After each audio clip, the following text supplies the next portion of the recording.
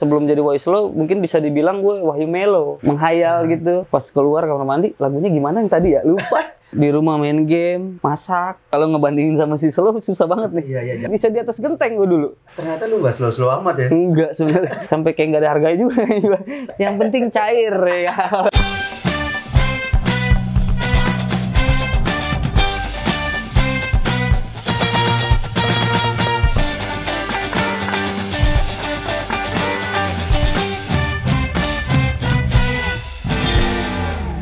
Single lu yang 5 yang kemarin kan rata-rata ditulis sama Nyong semua ya. Menurut lu apa sih sebenarnya karya original yang menurut seorang Wahyu sendiri gitu? Kalau menurut gue karya yang original yang benar-benar karya yang bikin sendiri dan itu benar-benar dari hati gue keluarin sih. Itu sih yang menurut gue original ya. Lagi gue garap sih. Gayetnya sih gue dipakai baru pakai gitar itu sih udah full pakai sampai dari song semua udah jadi, tinggal musiknya, aransemennya sih gue lagi cari. Gue pengen bikin nih musik lebih ceria aja, lebih ceria, bikin happy orang. Walaupun sebenarnya di balik itu ada cerita. Ada cerita ya. Suka duka ya. Suka duka. Bener. Cerita duka kadang-kadang nggak harus dengan sedih, melo, dengan gitu. melo. Iya. Karena sekarang udah slow. Kenapa lu memutuskan untuk berkarya sendiri ya? Dari dulu sebenarnya gue memang bikin lagu. Sering gue bikin tuh sebenarnya kamar mandi itu satu tempat yang sangat-sangat inspirasinya luas. Salah satu tempat tuh. Gue sering bikin dulu lagu, teman ya gitu lagunya gue melo, lagu-lagu melo. Beberapa lagu gue bikin cuman gak ada yang inget. Sisa satu doang yang masih gue inget. Masih nempel. Masih gue inget sampai sekarang masih gue. Oh suka kayak gini nih, masih suka nyanyi sendiri. Itu dapetnya di kamar mandi. Karena di kamar mandi gue sekali masuk waktu itu jadi 3 lagu. Berarti berapa jam tuh mandi?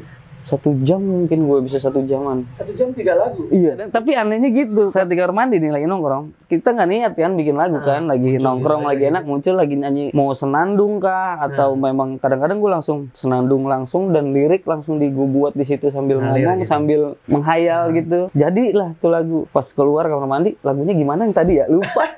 Berarti lu kalau kamar mandi harus bawa handphone, jadi voice note gitu. Itu gue lakuin, bawa handphone harus record on, nongkrong. Bengong nggak bisa. Nggak jadi. Jadi memang natural ya semuanya. Iya, jadi tiba-tiba kayak gitu. Terus atau gue lagi kayak sekarang ini nyetir atau apa tuh tiba-tiba bersenandung aja sendiri gitu, atau ada kata-kata di kepala gitu tuh langsung gue catet atau gue rekam. Jadi di handphone gue kumpulin aja, nanti tinggal kayak lirik-lirik nanti satuin, gue kumpulin gitu aja. Akhirnya jadilah. Lo ada rencana rilis album gak sih? Pengen banget. Itu deh impian, satu poin pencapaian buat Sisi punya album. Ijazah nih.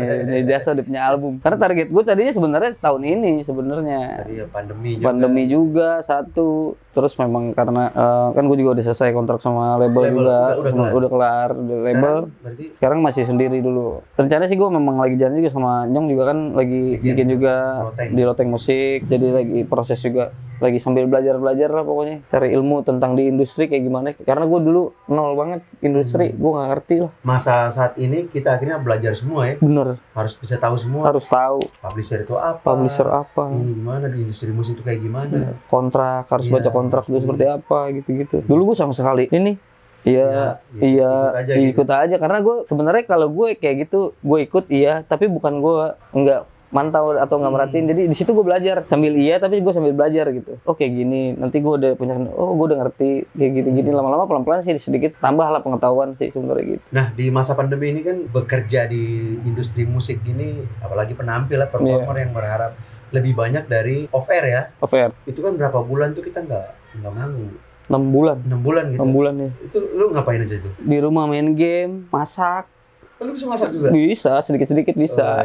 Belajar dari Basecamp Marios. Anak-anak Manado itu jago-jago masak kan. Jadi gue belajar masak juga, bikin woku ya kan. Wih, bahaya ya. Woku kan campurannya banyak tuh bumbu. Belajar gue masak lah. Jadi kadang-kadang kalau di rumah males pesen, order kan. Waktu awal-awal belanja terus ke pasar, gue jalan ke pasar belanja, masak. Terus ya itu tadi bikin lagu, main game, tidur. Paling terus sama karena waktu itu rilis single terbaru yang Benci Mantanmu itu di tengah pandemi, jadi paling promo lewat Instagram kan, lewat sosmed. Berarti lu bisa dibilang bahwa musisi yang berpromosi pada saat pandemi. Iya. Lancar semua?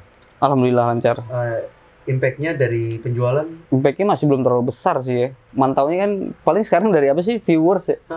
Kayak YouTube paling viewers. Kalau untuk viewers ya belum besar juga sih. Masih sedikit lah, belum terlalu banyak gitu kan. Dibanding, karena kalau ngebandingin sama si Slow susah banget nih. Iya, jauh ya. Semua sampai sekarang nih gue dibandingin selalu sama Slow soalnya kan. Dan orang terbayang-bayang Slow aja. Apalagi nama lu juga jadi ada Slow. Slow lagi kan. Nah. Jadi keseluan ya. Karena emang nggak ada rumusnya kan, nggak ada rumusnya. Lu nggak bakal tahu saat lu bikin karya, ini karya bakal booming, bakal terkenal atau bakal mati gitu aja. Itu nggak ada yang tahu sih. Tapi kita sebagai musisi memang fokusnya lebih ya berkarya dan bermusik berkarya aja gitu. Kita nggak tahu karena lagu Slow kan juga nggak langsung naik saat rilis langsung boom gitu kan. Itu ada prosesnya kan. Iya benar. 1 tahun akhirnya rezekinya di 1 tahun alhamdulillah bisa boom gitu bisa kan. Ngebantu untuk ngejalanin yang lain kan. Betul. Misalnya itu kan anak pertama ibaratnya. Iya, anak pertama tuh. Pertama tanggung jawabnya dia untuk membantu anak kedua dan ketiga. Dan keempat selanjutnya. Betul. Gitu. Sama kayak musisi kita ya, saat kita misalkan nanti udah besar kita bisa ngebantu teman musisi yang lain. Harus begitu. Itu jadi, impian saya. Harus kolaborasi kan. Kolaborasi betul. Sehingga kita bisa beradaptasi. Betul. Ya, memang tuntutan seperti itu sih. Betul. Bicara soal musik nih, industri musik Indonesia ini kan sebagai pelaku musik sendiri kita kadang-kadang prediksi itu suka meleset. Dalam arti bahwa kita punya planning begini. Ternyata di tempat lain ada teman-teman juga yang musisi juga punya planning yang memang jalan. Jadi hampir setiap hari itu Indonesia ini menghasilkan musisi baru dengan tren musik yang berubah-ubah gitu. Biar lu bisa bersaing sama teman-teman musisi lain yang lagi berkarya juga. Untuk biar lu bisa bertahan dan bisa bersaing itu gimana? Bertahan dengan eksistensi kali ya, bersaing kayaknya kita bersaing banget kayaknya. Enggak sih, sebenarnya kita sama-sama memajukan musik Indonesia juga kan. Di sami-sami ini ya kan. Sama rata ya. Sama rata. Jadi apapun genrenya sebenarnya gitu kan. Gue lebih tetap pada diri sendiri dengan apa yang gue rasain, yang gue bawain, gue nyanyiin itu apapun lagunya karena gue cinta dengan musik apa aja. Semua genre gue suka. Ya? Dari pop, reggae, hip hop, R&B sampai ke dangdut pun gue juga suka denger gitu, masih suka lah. Dengan beragam macam musik yang ada di Indonesia ini malah jadi motivasi kita untuk buat bikin karya lagi. Banyak karya, banyak karya. Berwarna gitu. Iya. Ya hampir sama ke gue karena sama-sama berangkat dari kafe. Di kafe itu kan tuntutannya bahwa ya kalau mau nyari duit dari musik ya apa aja lu ajar gitu kan. Lu harus bisa semua lagu gitu kan. Orang request 500.000 nih. Lu jangan bawa reggae, dangdut. Ajar lah. Ajar. Yang penting cair ya. Kalau di kafe kan gitu. Yang penting cair. Kemarin sih emang gue lagi bikin juga sih, lagi coba-coba bikin karya sendiri kan. Bikin lagu sendiri. Terus gue lagi pengen coba karena di musik nih lagi lumayan goyang banget kan, parah kan. Jadi dari dulu sih emang gue senang bisnis sih sebenarnya, usaha. Jadi lagi ngerintis lagi juga. Bisnis apa tuh? Gue mau jalanin merchandise-nya. Terus rencana kalau yang nantinya sih next sih kalau gue pengen nih punya satu kafe sih. Punya satu kafe, tongkrongan, bisa jadi wadah tempat para musisi slow bareng, nongkrong bareng gitu. Oh ya, asik nih. Ini musisi yang punya visi jauh. Iya. Berawal dari mimpi aja dulu kan. Gitu.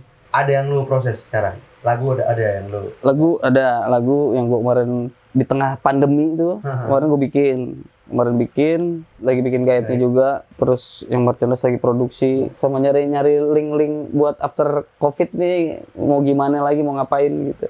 Oh ya benar sih, emang ini masa dimana kita harus ngerem dulu dikit. Betul. Sambil lihat kiri kanan nih, apa peluang, terus buat ke depan prepare. Bener. Prepare. Jaga-jaga ya. Image lu udah artis paling slow lah. Ya, artis paling slow. Tapi tadi lu bicara soal mimpi gitu. Mimpi, terus lu harus mulai berkarya lagi, terus mau berbisnis. Berarti ternyata lu nggak slow-slow amat ya? Enggak sebenarnya. Kalau dalam berkarya dan berkarir kayaknya nggak bisa slow banget ya kan. Ya apalagi. Tapi ngejalaninnya tetap gue terlalu yang harus gimana banget gitu. Jadi tetap mengalir aja. Terlalu berambisi. Karena gue kalau terlalu berambisi punya angan-angan yang terlalu keras banget. Saat nggak kecapai itu gue yang gue takut, yang bahaya itu di situ kan. Stres gitu. Stres jatuhnya nanti malah ngedrop. Jadi gue mengalir aja, mengikuti alur gitu ya kan. Slow, sesuai kan? Karena aku slow gitu ya. Tadi lu bilang lu sempat stres. Lu pernah stres? Sering stres.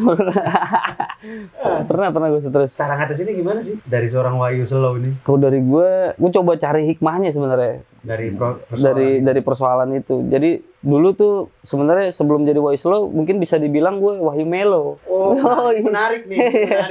Sebelum jadi slow dia melo dulu. Melo sebenarnya dulu tuh melo, dengar lagu juga lagi yang sedih-sedih gitu-gitu, kayak lagu Almarhum kan, Glenn gitu-gitu kan, gue suka juga lagu-lagu gitu ya.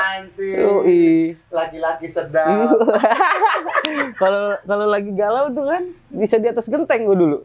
Beneran. Gue di atas genteng ngerokok misalkan gitu kan, mikir ngapain, harus apa, terus di hidup tuh nyari apa gitu-gitu. Gue sampai suka kayak gitu. Orang mikir juga. Waktu itu sebenarnya kondisi gue lagi agak, gue ngerasa sedih juga, nggak ada job gitu kan, gue nggak ada pemasukan, sedangkan bulanan tetap keluar nih gitu kan. Tapi setelah gue ngobrol sama orang-orang lain dan teman-teman musisi kafe terutama, ternyata mereka tuh lebih ngerasain, wah lebih parah lagi gitu, wah ternyata masih ada lagi yang lebih parah nih. Dan akhirnya situ juga gue bantu teman-teman musisi, termasuk band gue yang lama itu kan, gue lumayan cukup 10 tahun kurang lebih bareng. Nah, mereka bikin donasi kan, jadi live Instagram, nyari donasi gitu, dan gue ikutan sama mereka, ikutan nyanyi.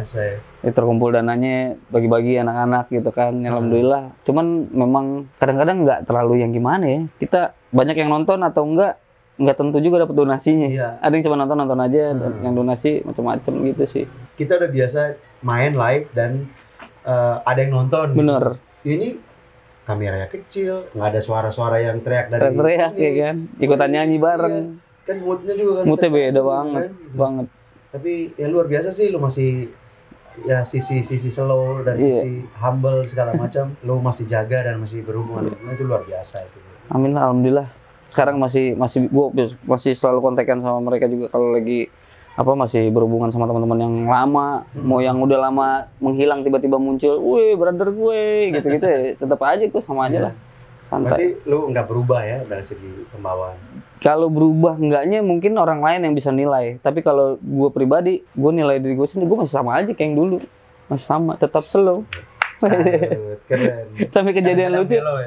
Kalau gestar atau penyanyi artis gitu, misalkan nyanyi ya di satu event acara, kan biasanya kan di dalam ruangan nih. Iya. Kita nggak keluar dulu sampai selesai perform. Gue saking karena main di tempat dulu gue reguler, sebelum perform gue udah keliling jalan-jalan. Salaman semua ya? Salaman gue ke tamu-tamu, gue samperin tamu-tamu gitu. Sampai Nyong juga, kan gue bilang dulu, bang, gue kesana dulu ya. Ntar lah habis perform. Udah cek aja lah. Ini udah kebetulan di situ udah perform kedua kali kan. Pertama memang gitu gue dalam ruangan. Kedua kayaknya gue udah gatal gitu mau nyapa orang-orang, nyamperin mereka gitu. Udah akhirnya santai aja udah. Jadi kayak sampai kayak nggak ada harganya juga. tapi karena memang ini kan tempat gua dulu. Iya, udah kayak rumah gua juga gitu. Kan? Gua kalau nggak keluar orang bilang gua apa. Gitu. Iya. Pasti dalam hati. Dalam hati gitu. Tapi tempat-tempat tertentu dan event tertentu ya gua tetap ikutin dengan aturannya kan. Jadi nggak semua tempat gua bisa begitu gitu. Image kan harus kita bentuk tetap, kan. Iya, tetap dijaga kan. Nah, yang mau lu capai dalam waktu dekat ini target tuh? Rilis lagu baru sama. Yang lu sendiri? Ini antara dua sih sebenarnya, antara lagu yang gue rilis sendiri, yang gue bikin sendiri, atau lagu yang ada juga kemarin di Kastonyong ada lagu juga, antara itu mungkin. Sama gue pengen bener-bener dari dulu gue sebenarnya emang pengen usaha dan tertunda terus kan, sampai sekarang mudah-mudahan bisa cepet jalan, walaupun sekedar cuman bermula dari merchandise. Tapi gue punya gambaran tuh nanti bisa melebarnya tuh ke sini gitu sih. Lu konsepin sendiri tuh merchandise? Merchandise gue dibantu juga untuk desain ya, sama Bang Ungke juga, gue bantu Bang Ungke juga. Emang jago desain juga. Iya, untuk desain gue datang, bang bantuin gue bikin ini, dibikinin. Ya produksi mudah-mudahan bisa laku juga, banyak yang suka mudah-mudahan nanti. Ya kan. Semoga lancar lah. Yoi.